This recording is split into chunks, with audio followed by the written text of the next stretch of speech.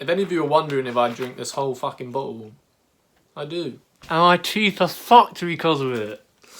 Anyway, hello guys. Welcome back to another video. Now this was very much a spur of the moment video, so I apologise if I've missed out on any tips that could end up being beneficial, but yeah, let's just get straight into it. 5 things that I learned from almost a year on YouTube in 2021. Now, if you're a small YouTuber or someone who watches a lot of YouTube, then you will recognise the majority of the points that I've learned over the past year. However, some of these are specific to me and I think they may surprise you. So with that said, let's get into it. Number 1.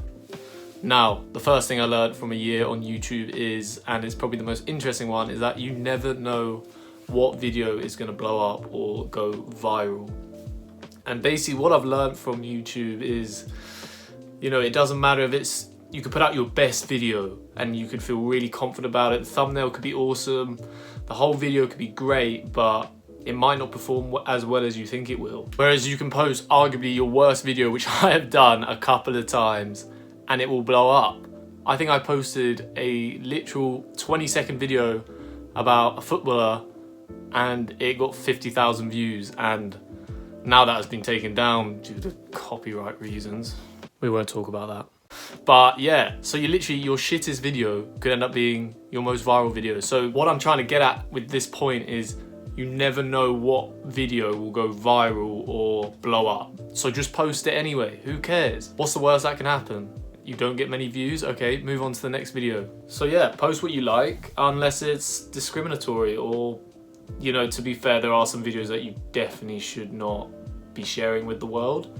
And I've probably posted some of those, so yeah, do what you want. Right, so the second most valuable thing I've learned from almost a year on YouTube is that you should not compare your journey to others. Now, I know what you're thinking, oh for fuck's sake, another person talking about this, but honestly, it's something that me, naturally as a competitive person, it was hard not, you know, comparing myself to others' journeys and seeing, well, how come, you know, they joined YouTube around the same time as me and they've grown quicker than me? Well, it doesn't work like that. I think the most important thing is, you know, as long as you're putting out the best possible video that you can and that you're seeing those improvements each week or whenever your regular upload is, then that's what matters at the start, and then people will respect that about you and they'll subscribe to your channel because they see that you're putting in effort and that you're working hard to get more videos out. And also, you know, there's enough room for everyone on YouTube. So if someone, a friend or just, you know, a YouTube friend is doing better than you, you know, you should really be happy for them. And, you know, fast forward a year and you might be ahead of them. But again, it doesn't really matter. It's not, oh, I've got 1,000 more subscribers than my YouTube friend and we started at the same time, roughly. It's about, okay, how many subscribers did I gain this month? And have I improved the quality of my video? And that's definitely something that I've learned, which has been invaluable in terms of just not getting in my own head. You're meant to be on YouTube because you enjoy it. Yes, you want to be successful, but at the same time, it's very much just, if you're improving, that's what gets addicting, not necessarily who's doing better than who. It's you v you at the end of the day. Avoiding the perfection trap.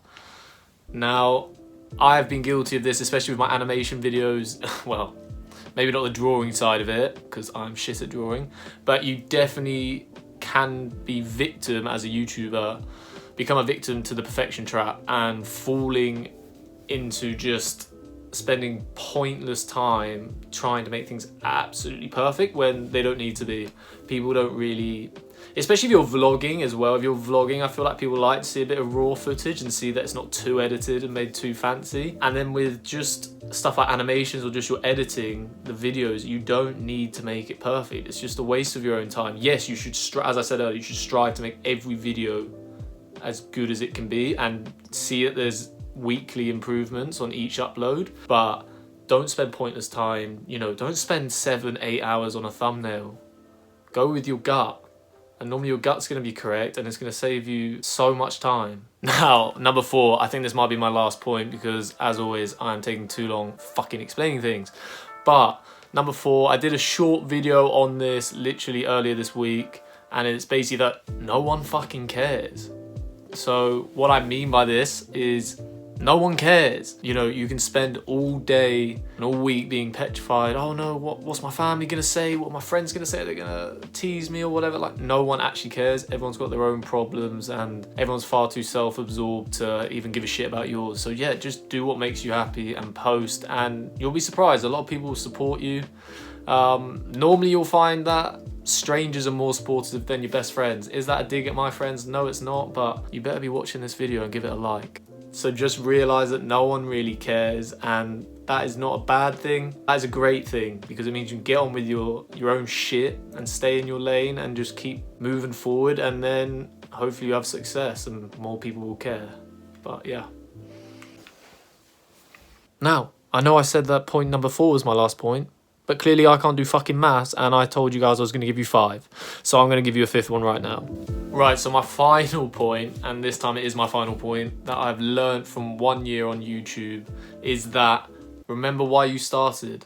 Now, what I've definitely experienced from being on YouTube for this period of time is that you're going to take a lot of L's in terms of maybe not doing as well as you wanted to, or, you know, just questioning why you do it, because you spend a lot of time on a video and maybe it doesn't perform as well as you'd like. But you just need to remember why you started. Now, some of you may start because you want to be the next KSI or whatever. I don't know who you want to be, who you look up to. And some of you may start just because you love creating videos, or you're just fucking bored. Like, lockdown taught a lot of us that, you know, we're either bakers or we're YouTubers. That's what lockdown taught us. So I mean, whatever your reason is, when you're spending, you know, those nights grinding on it, maybe you have a job and then after work you're working on YouTube, and you're spending time on it and the video doesn't perform, just remember why you started and just think, hey, okay, video didn't go as well as I'd like, or this is really a pain in the ass, and just remember, I started because I enjoy and love creating videos. You know, it gives me a chance to be creative. And just remember, if it's making you a better person, which I think it does. I think I've definitely become a more confident person since I've been on YouTube. And just, I mean, I'm a slightly better person, I would say.